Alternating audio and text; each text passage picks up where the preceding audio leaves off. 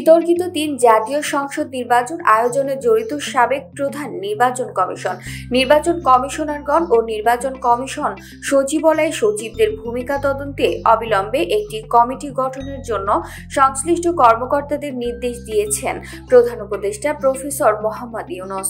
সোমবার রাষ্ট্রীয় অতিথি ভবন যমুনায় জাতীয় ঐকমত্য কমিশনের এক বৈঠকে এই সংক্রান্ত আলোচনা শেষে এই নির্দেশ দেন প্রধান উপদেষ্টা ও কমিশন প্রধান প্রফেসর মোহাম্মদ ইউনূস।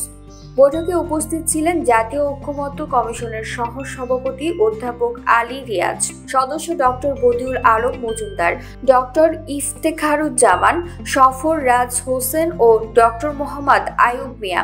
অন্যান্যদের মধ্যে উপস্থিত ছিলেন প্রধান উপদেষ্টার মুখ্য সচিব সিরাজ উদ্দিন মিয়া ও প্রধান উপদেষ্টার বিশেষ সহকারী মনির হায়দার। বৈঠকে কমিশন সদস্যগণ জুলাই সদর তৈরির কাজে অগ্রগতি সম্পর্কে প্রধান উপদেষ্টাকে অবহিত করেন। কমিশনের সহ সভাপতি প্রফেসর আলী রিয়াজ বলেন, বেশ কিছু বিষয়ে ঐকমত্য হয়েছে।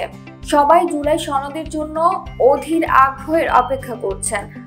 আমি আশা করি আগামী জুলাই মাসের মধ্যে আমরা এটি জাতির সামনে উপস্থাপন করতে পারব।